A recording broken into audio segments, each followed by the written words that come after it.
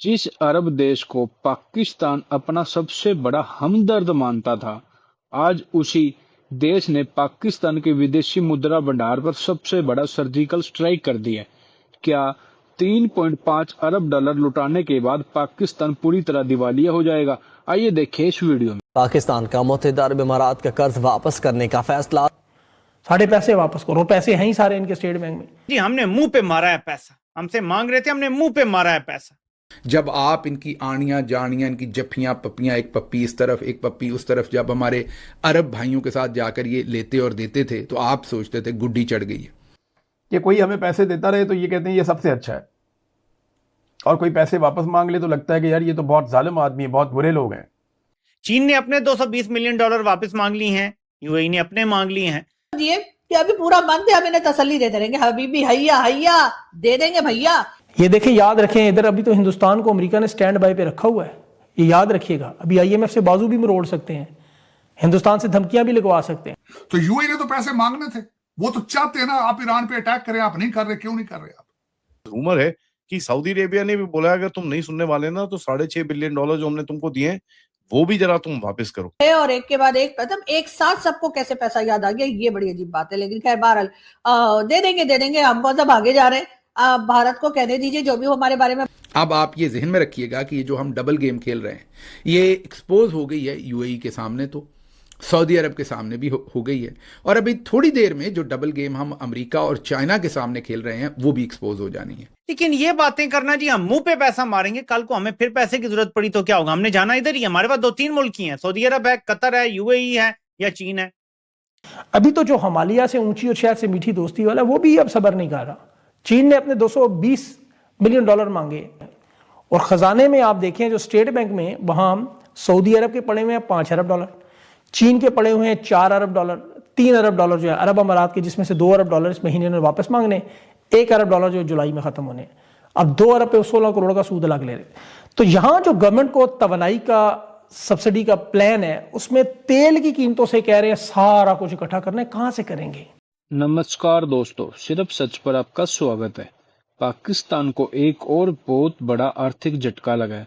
News agency ANI और पाकिस्तान अखबार don के रिपोर्ट के मुताबिक यूएई ने पाकिस्तान से अपना 3.5 अरब डॉलर का कर्ज तुरंत वापस मांग लिया। साल 2019 में अबू धाबी ने पाकिस्तान की चरमाती आर्थिक स्थिति को संभालने के लिए एक खैरात दी थी, लेकिन अब पश्चिम एशिया में चल रही जंग का असर सऊदी और यूएई जैसे देशों की अर्थव्यवस्था पर भी पड़ रहा है। इसलिए इन देशों ने अपनी बांटी हुई खैरात वापस समेटनी शुरू कर दी। पाकिस्तान ने इस भारी भरकम रकम को महीने के अंत तक लुटाने का फैसला तो किया है, लेकिन उनके लिए गरीबी में आटा गिल्ला होना जैसा है। इसका सीधा और खौफनाक असर पाकिस्तान के विदेशी मुद्रा भंडार पर ही पड़ेगा, जो पहले से ही खत्म होने की कगार पर है। यूएई का कर्ज चुकाने के लिए पाकिस्तान का क्या हाल होगा? मुस्लिम उम्मा के इस टूटते भरम पर आपकी क्या राय है? कमेंट सेक्शन में जरूर बताना, और ऐसे जियो पॉलिटिक्स के लिए सिर्फ सच को सब्सक्राइब करें। जय हिंद। इतने कर्जे लो कि कौम की कमर तोड़ दो, और ये इन्होंने करके दिखाया। पाकिस्तान बनने से लेके अब तक 75 सालों में पाकिस्तान ने जितने कर्जे लिए उतने कर्जे इन्होंने 4 साल में ले लिए। पिछले इतने कर्जे लिए इन्होंने, सारी हुकूमतों ने मिलकर, सारे जर्नैलों ने इतने कर्जे नहीं लिए जितने आसिम मुनीर ने और शहबाज शरीफ ने मिलकर ले लिए।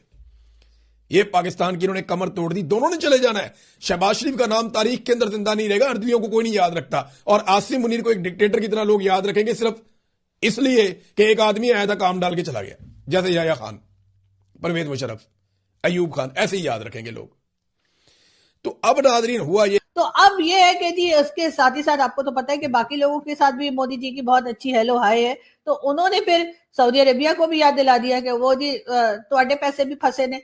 तो अब उन्होंने ये किया है कि जी अब सऊदी अरेबिया जो है उसने भी पाकिस्तान से कहा है कि जी आपने जो हमारे पैसा ले रखा है, आप भी उसमें से जरा 2-3 बिलियन डॉलर हमें दे दें। हम देंगे कैसे? एक बात है अजीब सी। हम तो खुद 1-1 बिलियन डॉलर के लिए कहां मारे फिरते हैं, और 1 बिलियन डॉलर के लिए जो है वो अमेरिका से या वर्ल्ड बैंक से लेने के लिए या आईएमएफ से लेने के लिए। हम तो कितना मतलब कितना ख्वार होते रहते हैं, तो हम इन लोगों को पैसा कहां से देंगे। एक तो फजरी अमीर होने का भी अपना ही नुकसान है, मैं बता रही हूँ। इसीलिए पाकिस्तान जगह जगह कहता रहता है कि हमारे पास पैसा नहीं है, क्योंकि देखिए जैसे ही मोदी जी को ये लगा कि जी ऑपरेशन सिंधु 2, 3, 4, 5 से तो कुछ होने वाला है नहीं, ये लोग तो सुधरेंगे नहीं, इनके पास तो हम पहले भी कई बार अटैक कर चुके हैं टेरर कैंप कह के और क्या कुछ करके, तो उसके बजाय जो है ना इनका पैसा निकलवा देते हैं।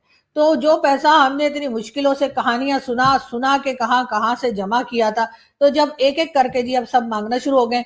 अभी यूएई ने कहा तो हमने उन्हें कहा ठीक है 2 बिलियन दे देंगे। फिर सऊदी अरेबिया जो है वो भी कह रहा है कि जी हमारा पैसा भी वापस करो, वो भी कोई 2 बिलियन के करीब या 3 बिलियन के करीब मांग रहे। वैसे तो उनके 6 बिलियन हमारी तरफ रहते हैं, लेकिन उनको क्योंकि पता है कि हम एक साथ तो देंगे नहीं, इतना सारा पैसा कैसे कोई दे देगा, तो इसलिए उन्होंने अभी 2 बिलियन या 3 बिलियन की बात की है। उसी के साथ साथ चाइना को भी याद आ गया, तो एक साथ तो सबको याद आ नहीं सकता।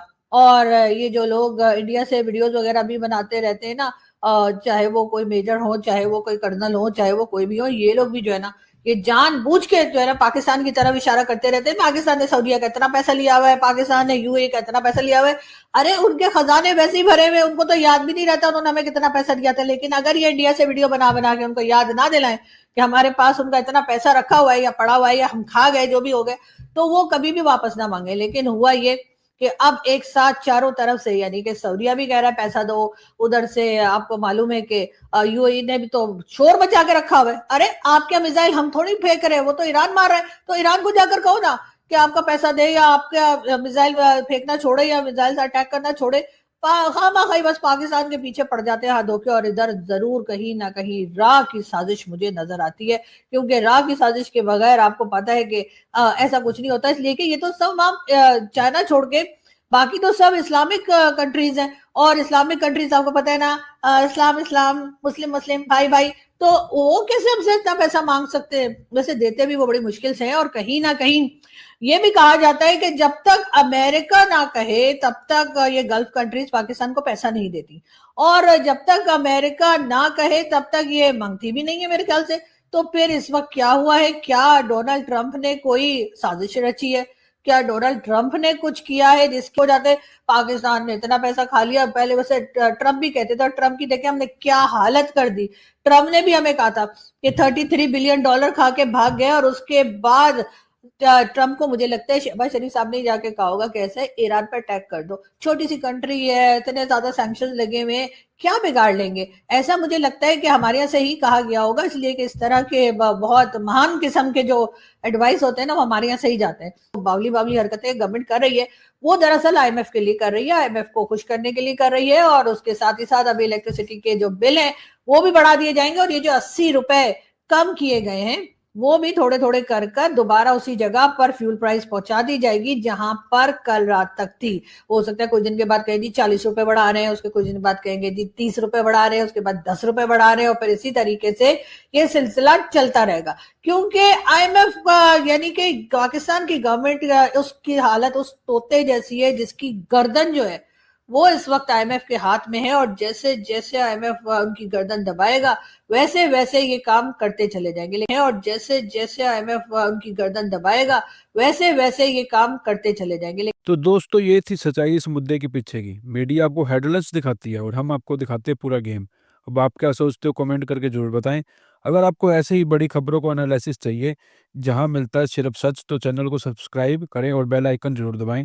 स्क्रीन पर जो वीडियो आ रही है उसमें मैंने इससे बड़ा खुलासा किया है, उसे जरूर देखें। जय हिंद।